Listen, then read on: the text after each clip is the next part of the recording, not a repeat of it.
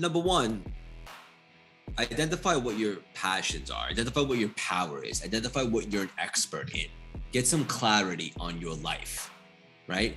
And so sometimes we don't know exactly where we want to go, but we know we don't want to go backwards, or we don't want to go that way. And for me, that was enough. And I like to put myself in good frequencies to get in that positive mindset, like rich energy, right? Creates rich ideas and so forth. So for me, every single day, fitness is a non-negotiable, 7 days a week. And I'm not like pouring that on anyone else that's listening to this audience. That's just me. I don't do fitness for the physicality. Like I used to seek validation when I was younger and a bit more immature, and I wanted to look good. Now I do it to break a sweat, to just be in my thoughts and to cross something off the list. And also looking good certainly doesn't hurt.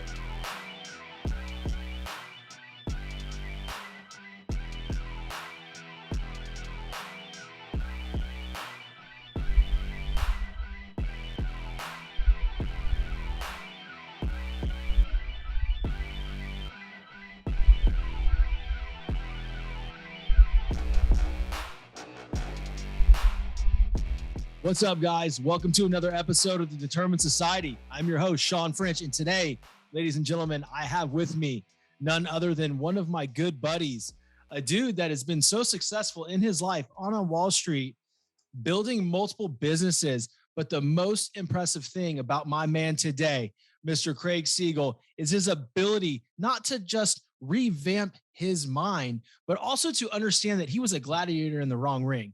And at one moment in his life, he made the decision to shift and step into his true purpose. I have with me today, ladies and gentlemen, Craig Siegel. I'm super jacked to have him. Craig, what's up, man? Bang! You weren't kidding when you said you had a special surprise for me in regards to an intro. I'm the one that's used to giving them out. It's great to being on the receiving end. There's literally no place in the world that I would rather be right now than here with you, brother. Let's do this. I'm freaking jacked about it, man. I appreciate you giving the time, coming on here and blessing me with that nice little wig you got going on. New hairpiece. I swear to God, guys, this guy gets a haircut every 5 days. It's amazing. It's true. You're not wrong. I love it, man. So listen, I'm going to ask you because you're so used to asking everybody else. I don't know if anybody's ever asked you this question. What's your superpower? Great question, buddy. And everybody has one. Make no mistake about it. For the audience listening, like everybody is special and unique. We just need to identify what that is so we could step into our power and make a major mark on this world. My superpower is my ability to communicate effectively. Whereas when I speak to someone, they feel inspired to actually want to take action. I've always had a thing for that. I just never package it and put it together. Until the pandemic provided me that great awakening. It's interesting you bring up that point.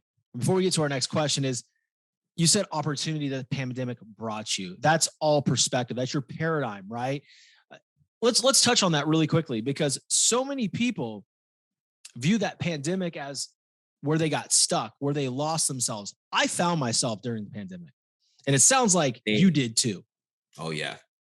Yes, buddy. I needed that moment. And let me just give some context. I needed a second for Craig to find myself grounded for really the first time ever in my life and just ask myself tough questions. Like, am I happy? The answer was not even close. And what would make me happy? And it was at that moment that I changed my definition of success. From one of making money to one of impact and significance. And then ultimately, I put it all together with marrying the two concepts of my passion for personal development and my gift for communicating effectively. And I went all in. I removed plan B from the equation. I burned the ships. As I like to say, there was no retreat. I was going to make this work, or essentially I was going to die trying. I love it, man. I also especially love when you talk about burn the boats, because for many years in 2001, we were told that story in LSU baseball squad room by our coach about the infamous Hernan Cortez when he burnt the ships and everybody's looking. He's like, hey, what are you doing? That's how we're going to get home. He's like, no. We're either leaving in their ships or dying on this island, but we're winning this war. And I love that about you because that's exactly what personal development, that's exactly what living your purpose truly is burning the ships. Can you talk to the audience a little bit about that moment, that specific moment where you knew, like, okay, shit, this is my purpose and this is where I need to pivot and go. Yes, buddy. I felt so unfulfilled and unhappy for so long. I was essentially dying on Wall Street. I wasn't even alive, but if I'm being honest with you, I was existing. And I just didn't like the path I was heading towards. And I asked myself, so like, is this really it for me? And I was even in a toxic relationship for a little while. There was just so much stuff going on that I knew I was meant for more. It was just, I was stuck straight up. I was plugged into the matrix. Um, and I got caught up in the rat race, simply put.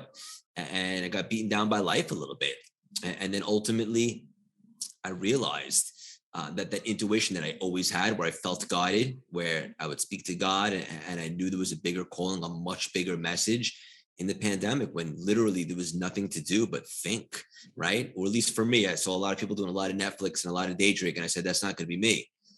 And I really got myself in that frequency and vibrated on that level. Like, why am I here? I know there's a reason. And I felt very called to take inspired action and to develop what would be Cultivate Lasting Symphony, or CLS, a play on my initials. And for the first time in my entire life, everything about it felt aligned. Everything about it felt right. And I had no fear in starting CLS. It's interesting. People always ask me, like, weren't you scared to start that when you had a stable job? And the answer is kind of the opposite. I was literally shaking in my boots to go back. Once I became aware, and I practiced like being grounded, and took that second, I knew exactly where I wasn't going. And I didn't know exactly how CLS would transpire. You can never connect the dots looking forward, only backwards. But I knew we were going to try this thing. And I was really confident that it was going to work out and make a massive impact. And I could live with that. I love it. And I can tell you, it has made a massive impact. It's made a massive impact on me and hundreds of thousands of people, well, millions of people that have listened to your podcast. You've had some amazing guests, some great content. I think the biggest thing that I enjoy about you, even before I knew you personally, before you were a brother, was your energy, right? You talk about your energy. Everybody talks about it, right? Everybody talks about, this person brings a certain amount of energy to the conversation or to the party, whatever it may be. But your energy is raw and authentic, a lot like mine. So how does one, how does one bring that real and authentic energy every single day? Simple answer: find what sets your soul on fire and pursue that.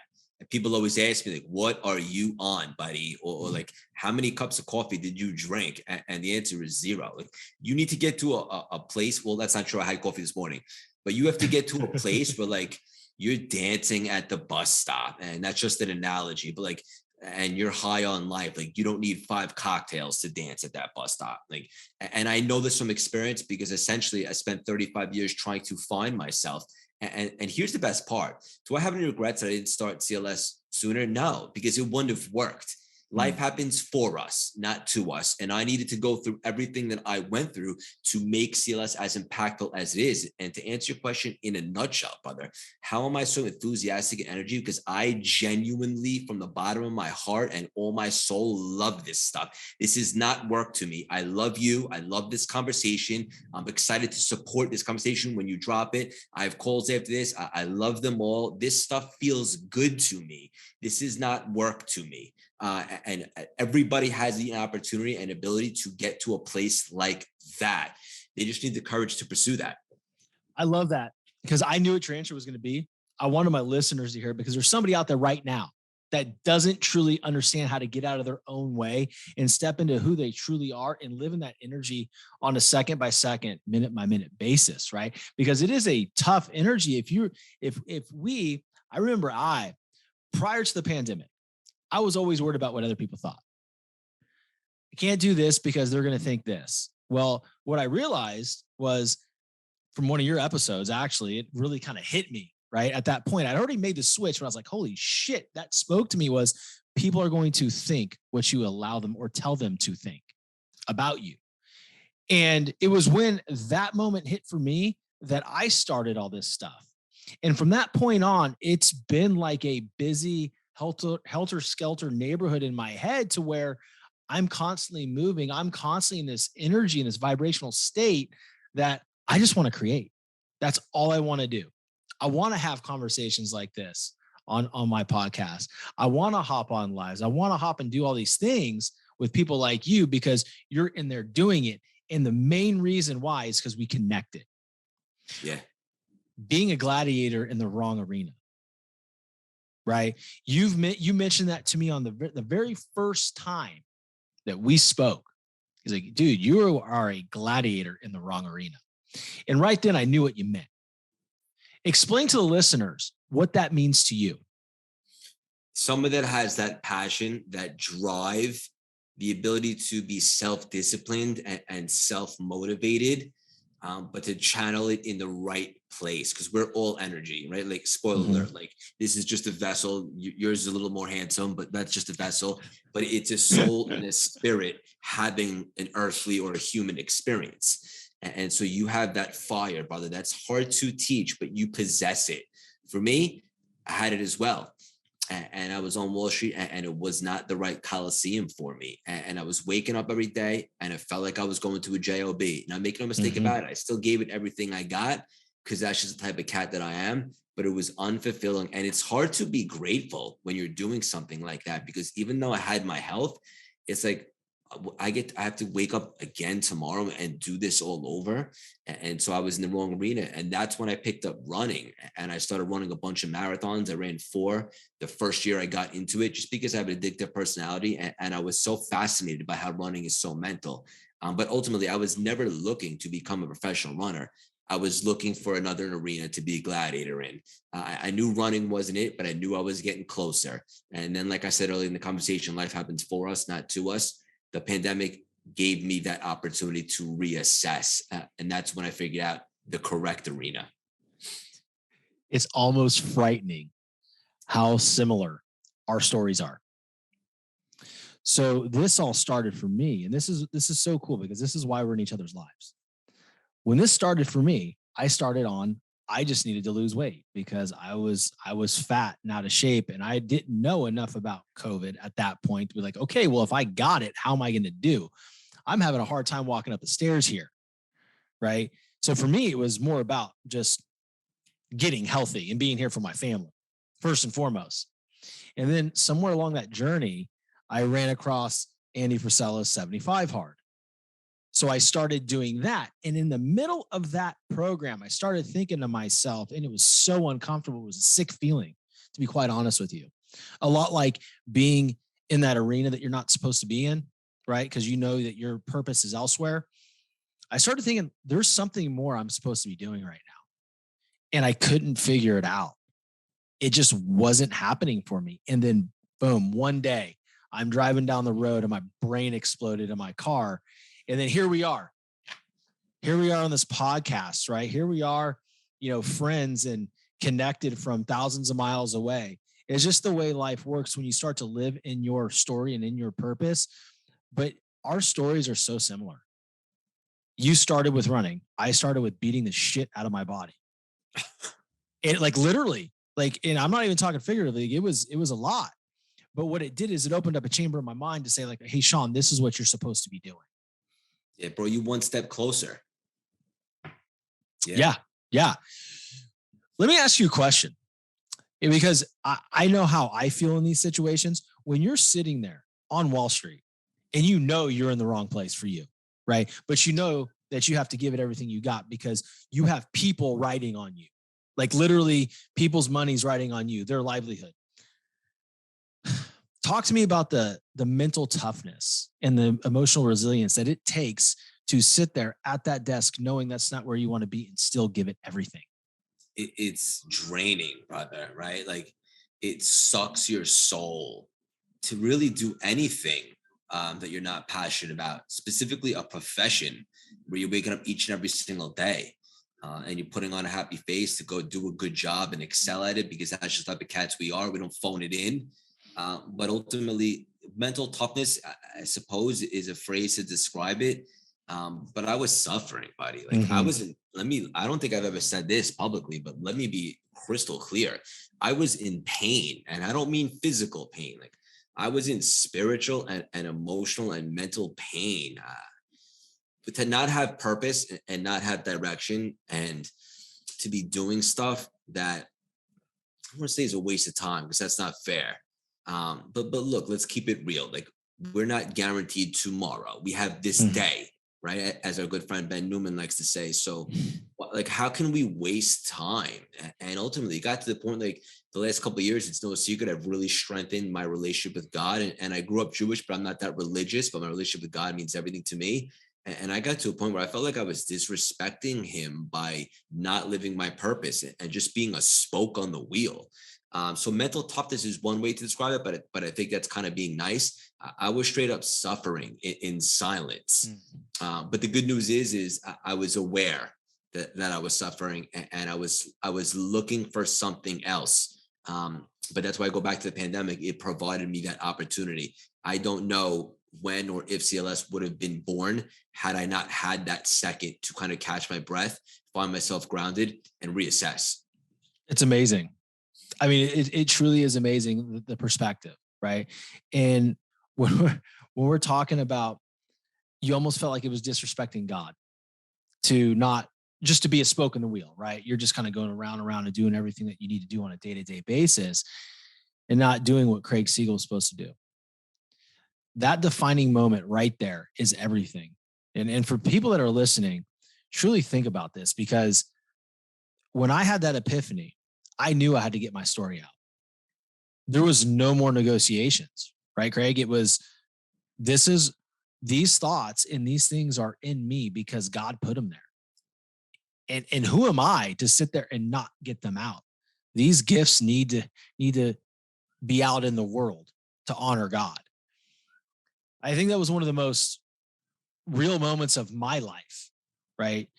And because a lot of people will stand in their own way because they're afraid to say their truth in public. Most people.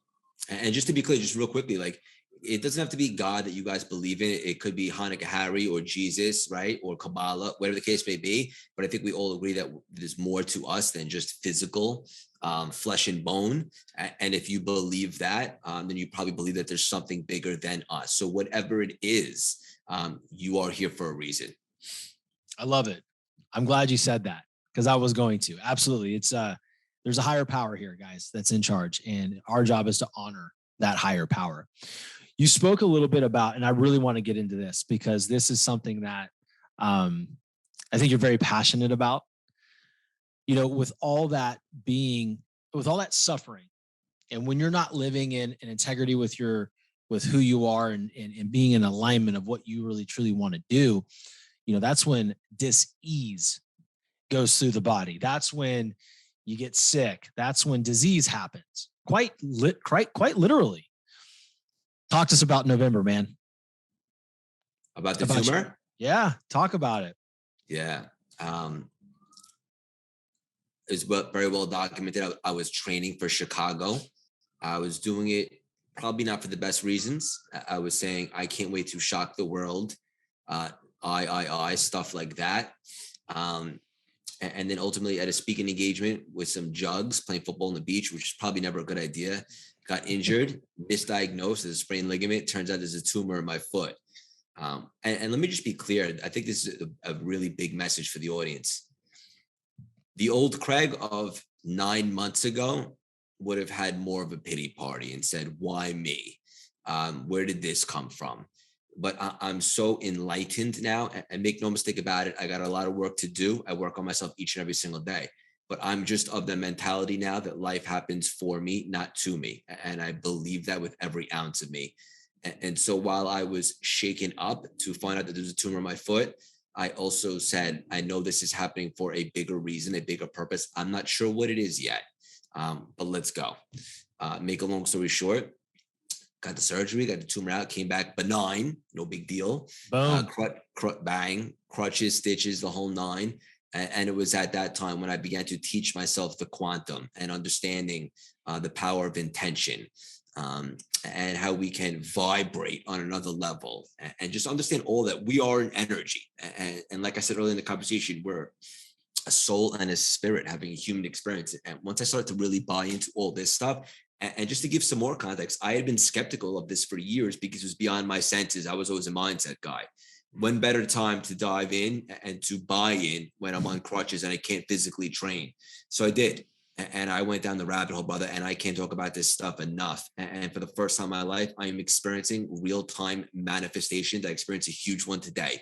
And all that being said, I was able to get an opportunity to make it to the New York City Marathon, which was only 3 weeks after Chicago. It's not like it was 10 months.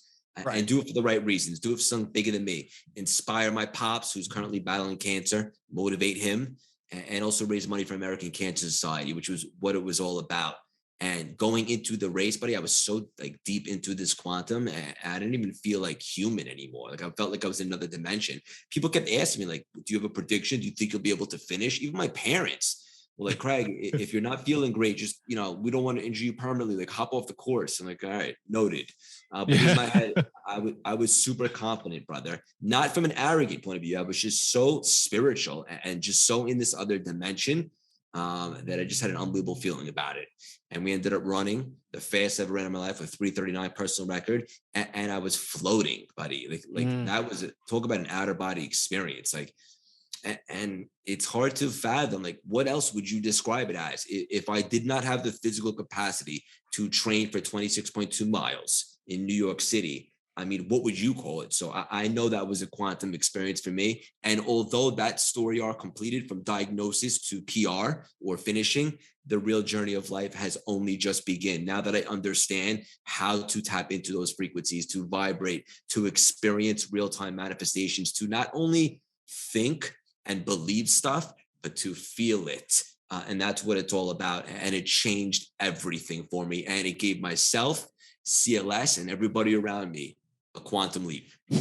Dude, it's amazing. Like all of this shit is so amazing. The biggest thing though, outside of what happened when you started pursuing the quantum and like you said, going down that rabbit hole, was you were doing shit for the wrong reason before. And I can really relate to that. Like, I'm going to do this. I'm going to shock the world. I'm going to give somebody else that biggest F you saying, you know what? I can do it. Check this out, Dad. For me, that's so heavy, right? Because that is robbing the experience of joy and love throughout. Why was that so important for you? What was at that turning point when you said, okay, I need to do this for different reasons? Because it became about other people for you. Correct. I just felt guided, brother. I felt like when I got the tumor diagnosis, there was a lesson to be learned. Mm-hmm. And this is going to sound pretty deep and it might rub people the wrong way, but at the risk of being super authentic, like I believe all things like that happen for a reason. Yeah. And so when it happened to me, I wasn't a victim. I immediately thought, what is this trying to teach me? What am I going to learn from this? And then when I removed me from the equation, all of a sudden, I was able to get to the start line and have an at bat at this thing and do it for the right reasons.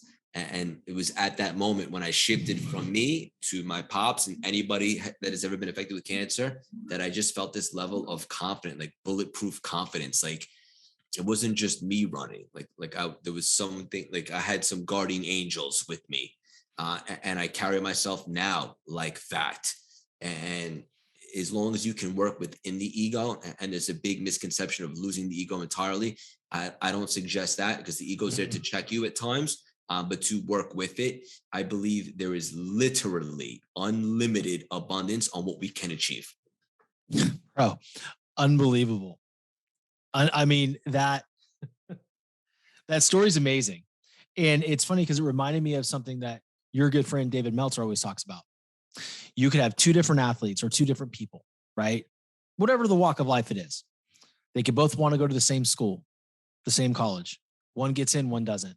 One didn't lose and one didn't win. They're both going to end up exactly where they need to be. And in that moment that you're going through this, you were right where you needed to be for a reason. And it takes a special person to remove themselves like you did from the equation and say, okay, there's a message, there's a reason why I'm going through this. And I can either wallow in it like I would 9 months ago, or I can rise above that and be different. That's it. And I think it's a lesson for everybody in any arena or any facet of life that they're in. When something happens, and spoiler alert, life will they will serve you some challenges and obstacles. So embrace them. Yeah. You can go into it with a different perspective. You could say, why is this happening for me, not to me? And then you can get curious and try to figure it out, and just get on board. And it is what it is. And when you have that, you kind of release like all the expectations or the victim mentality, which I think is literally the worst thing that you could possess. And then ultimately it shifts your perspective on how you do life. It truly does. Like the victim mentality, like, dude, like the world doesn't care how bad you had it, right? Everybody has their story, right? What's really cool is when you make something of your story and you become something. And that is something that, I can look at your whole situation of Wall Street, tumor, those two things right there completely revamped and re-energized your whole life. You re-energize me. So I fucking do every day. I know I do. You like my voice memos. You like my voice memos. You're great. My voice memos are fire. I just had to stop this show for a second and just acknowledge you and just let you know how much I love you, buddy. Like, yes, you're in my membership, you're in a program, and we're going to do life together for a very long time. But what excites me most about you is our friendship, buddy. And I genuinely love you. And I see a lot of me in you. Not that you need to be me, you're your own version, but that eye of the tiger, buddy. And you don't see that very often. And I want to acknowledge you for that. I appreciate it, man. I love you too. That's my favorite thing about our friendship. Is our friendship. Like literally, I love doing these things with you. I love the membership, all that stuff. But dude, I just love when we banter. Yes. When we do that stupid boy shit, like when we're freaking everybody out on social media, like that's my favorite part about our friendship, because we're able. It's like a lot. We turn every situation into our fucking playground. Okay. And it's fun, man. It's fun. You gotta have fun in life. Trust me, I did not have fun for way too long. And it's like, what's the point? Yeah. We can have fun and make a major impact and make a major living all at the same time. I think it's really cool though, when you meet certain people in your life at different stages, they bring something different out in you. And in every relationship, I try to find the purpose, right? Like, okay, well, this happened back then because of this, and now I know why. Like, I'm so grateful that you came along in my life when you did, because it is serving the best purpose as far as relationship goes, to where I don't know if I would have been ready a year ago, right? Like, we have to be open to the journey and how shit comes to us. I don't know if you watched it. You probably did, but I did a reel the day after the Super Bowl talking about Andrew Whitworth and Matthew Stafford and how they waited for almost 2 freaking decades for their moment. But when it came, they were ready. Yeah. And that's, and honestly, dude, like, that's you. That's what happened in your life. When your moment came, you were fucking ready. And I'm going to tell you something. I'm right there with you, right? That I'm ready. I'm hungry. Dude, a year ago, I wouldn't be on a freaking podcast with a badass like yourself. And here we are, right? So let me ask you a question, man. Going back to getting back down to business, is what are some of your daily rituals, man, that you can, I know you may not want to get super specific, right? But just, there's people out there that are listening that are fucking stuck. They're listening to this specific episode with Craig Siegel because they feel they're going to learn something on how to get unstuck. What do you do? Number one, identify what your passions are. Identify what your power is. Identify what you're an expert in. Get some clarity on your life, right? And so sometimes we don't know exactly where we want to go, but we know we don't want to go backwards, or we don't want to go that way. And for me, that was enough. And I like to put myself in good frequencies to get in that positive mindset, like rich energy, right? Creates rich ideas and so forth. So for me, every single day, fitness is a non-negotiable, 7 days a week. And I'm not like pouring that on anyone else that's listening to this audience. That's just me. I don't do fitness for the physicality. Like I used to seek validation when I was younger and a bit more immature, and I wanted to look good. Now I do it to break a sweat, to just be in my thoughts, and to cross something off the list. And also, looking good certainly doesn't hurt. For me, that's well, you important. do look good. Thank you, buddy. I'm putting this one on YouTube so everybody can see your sexy face. Thank you, buddy. You know it. Just stuff like that. Like every single day. Like I know this is a bit cliche, but I pray / have a gratitude session. Because I do a little bit of both in the same time, but I don't start my day until I do that. And I talk about some of the things that I'm grateful for. And that immediately puts me in a good vibe. And the reason why this is so important is because, spoiler for everybody listening to this, like it's backed by science. And every single day when you wake up, 75% of your thoughts are going to be negative, which means you're already like in a debit. So you have to understand that, and you have to block out the interference. So how do you do that? It starts with awareness, right? So going from an unconscious mindset to conscious. Oh, I know why I'm feeling weird today. Woke up on the wrong side of the boat, whatever the case may be, is because my thoughts are out of whack or my thoughts are disempowering. As soon as I become aware of that, now I just implement strategies, right? Implement positive thoughts. It's going to be a great day. I'm super grateful for X, Y, and Z. I get to work out today. I get to go to work today. I get to work on a side project, whatever the case may be. Now, all of a sudden, you create new beliefs, new behaviors, new results, and so forth. So the bottom line, and this is $1 billion thought process. Understand that you will receive negative thoughts over the course of the day, and it's on you to create systems to block it out. Because like I would say, thoughts are random, thinking is not. So don't feel bad that you get nagged out often, because everybody does. The real greats that make massive impacts in the world are aware of that. And they have systems in place to block out the interference and replace the negative thoughts with more empowering, constructive, and productive ones. And that'll literally change anything for anybody listening to this right now. Absolutely love it. That's another one of the things that every time a bad thought comes into my head, I used to shame myself for that bad thought. After you told me that one day about you cannot control the random thoughts that go into your head, but you can control your way you think, I began to give myself permission for that to be okay. Like, that's a negative thought. Okay, but now I'm going to think empowering thoughts, because that's not where I want to be. Right. And doing that enough, that's where that emotional resiliency is formed. And we're able to completely, as you would say, revamp our mind, rewire it completely. Right. And I think that's super important, because without that, we'd beat the hell out of ourselves every single day. I mean, I love the fitness 7 days a week, because if I don't do that, then my mind's not right. It's my meditation. That's when I'm the most open. Love that you use that word, because people ask me about running. To me, it's a moving meditation. And that, dude, so that's super important. I'm passionate about this, because a lot of people say you need to be super quiet in a place of quiet to meditate, and you need to have music on or whatever it is. Like, dude, I believe in active meditation. Same. Dude, we should get an apartment together. But I actually had this breakthrough recently. I was on a call with somebody, maybe a client or something like that, and they described running as mind moving meditation. And I said, you know what? That's exactly what it is. And I never articulated it, but yes, let me confirm. Running to me is a moving meditation, straight up. Lifting, 100%. Lifting, getting after it.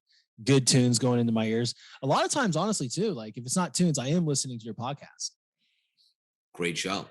I listened to the Rebecca Zung. That's one of your favorites. It's one of my favorites. Yeah. Amberly Lago. 100% one of my favorites. But yeah, man, like. What about some of the jugs? Like Deer Deck? Yeah, Milet, Deer Deck. I love Dead Milet. Obviously, Deer Deck was great. There was just a lot of subtle quotes in those 2 episodes, like especially the Rebecca Zung one. Yeah. Right? I just felt at that point in time that spoke to you. I know it spoke to you. It hit me. It hit me hard. Yeah. That's what it's all about. That's why Yeah. I people always like, I've never seen such a diversified portfolio of guests on a show. I want to hit everything. Like I want anybody that listens to feel triggered in a positive way, some way. That's why I have WWE wrestlers on, Hollywood actors, professional athletes, entrepreneur, literally everything, because I want it to be able to resonate to the masses. So I'm actually really glad that you said that. And it's funny because I'm watching your diversity of guests, right? And it's teaching me how to be diverse with my guests. So thank you. Yeah, for sure. Listen, like, don't typecast yourself. Don't be like stuck in a corner where it has to be this. Have great conversations with people that you believe will provide great value. And when you do that, and that's your sole motivation, brother, everything else will take care of itself. Sponsorships will throw money at you, big guests will arrive, and so forth. So just focus on providing value and catering to a bigger audience, which you obviously have. So it's the right mindset. I'm excited, man. I'm excited. We've got some big people on. We've had some big people on, and we're going to continue that, right? This is turning into the Public Figure Podcast. That's it. Like you're one of the dudes leading the way. I'm really excited to hear one of your recently recorded episodes. I'm not going to blow it out of the way. Oh, we can talk about it. Yeah, hell yeah, I'm excited for that shit. Yeah, man, that guy's awesome. Good dude. That episode will probably drop in the next 2 weeks just for you, because I know you're jonesing to hear it. I am. Something really special happens at the end of that episode that's never been done before in podcasts or on the CLS experience. So I'm excited for the world to hear that. I'm excited, man. I'm really excited. Yeah, listen, dude. Hey, we're running short on time, but I want to ask you something funny. What is one thing that people don't know about you that, like, for instance, one of my last guests, DJ, he did ballet. What's one funny thing that people may not know about you? I'd say there's probably a couple, buddy. I'm obsessed with the wrestling business. I used to play with figures, action figures, G.I. Joes, wrestling figures. What I think is interesting, and I think I've said this before, but people have a hard time believing it, is pretty shy. I'm an introvert, buddy. Like I don't do great in big crowds and stuff like that. When I started CLS, I understood based upon strategy that it was a means to the end to spread the impact. And now I've become very comfortable being uncomfortable. It's a skill set that anybody could develop. But I think what's weird and would really shock people based upon the way that I show up each and every day is that I'm pretty shy. Dude, that surprises the hell out of me. When I heard you say that on a call, I'm like, this lying son of a bitch, he is not an introvert. There's no way, because I only know how you show up, right? I only know how you showed up the first time we spoke on a Zoom, right? And how you show up for the public every single day. So it just goes to show everybody that you can literally create whatever type of character or mindset you need to in order to achieve the means, like the end goal. But it doesn't come off uncomfortable for you. Like I'm gonna tell you right now, it doesn't. Well, let me be clear. In the beginning, it was, and now it's second nature, because I'm consistent, I'm committed, and I've conditioned myself. And so now I do feel comfortable, and I'm much more at home with big crowds and stuff like that. And showing up on social media doesn't scare me the least bit. In fact, it exhilarates me. But I had to get there. Just like anything else, for anybody listening, like, let's hammer home with a big message here. Like, if you want to do big things, then, like, nothing changes if nothing changes, right? Like, you have to change things to get new results, so to speak. And for me, one of the things that I needed to do, or I felt that I needed to do, was show up often, and show up in a big way. And now this is who I am. It's 100% authentic, but I had to start somewhere. And for the audience listening, like Sean said, like, where you're at is not an indication of where you can be. You can work on yourself. You can develop skill sets. You can create your life by design if you want to. That's one hell of a mic drop to end it. I have one more question for you. Two more, actually. What can my audience do to best support you? Where can they find you? Best way to support me is say hello on Instagram at Craig Siegel _CLS. Listen to the record setting podcast, The CLS Experience, anywhere you listen to podcasts. Could join our free daily texting community, just a lot of nuggets and CLS bliss each and every day. Text the word juggernaut to 917-634-3796. And if you want, go to the website, Cultivate Lasting Symphony, and see all the ways to work with us or to be in that orbit, in that frequency of good vibes and doing big epic things, specifically the CLS membership, which is weekly. And we just have a ton of fun. Come say what up. Come say hello. Well, guys, I can tell you one thing. I am in the CLS membership, and it is one hell of a community. It is one hell of a family. And, people there truly care about each other, and we help each other progress every single day in our business, in our journeys. Craig, what can I do to best support you, to continue to support you? Oh, that one's simple, brother. Just continue to build the friendship with me, buddy, because I genuinely love you. And if you believed in yourself 10% of the way I believe in you, you'd be further ahead than me right now. That's how much I believe in you and love you. You're doing it, buddy. Let's just continue to build a friendship. Let's take some stages together and make a massive impact and change the world. Hey, man, I'll hop on stage with you any day, brother. You know that. That's for certain. Well, you guys heard it here first from Craig Siegel. Don't forget to find him on his Instagram at Craig Siegel _CLS. Go to CLS Experience, Cultivating Lasting Symphony online. Check him out. Craig, hang out here for a bit. I want to wrap with you after we hit stop. But guys, if you got anything out of this episode, please share it out. Tag people, tag me, tag Craig, tag everybody you know. Let's get the message out. Talk to you guys soon.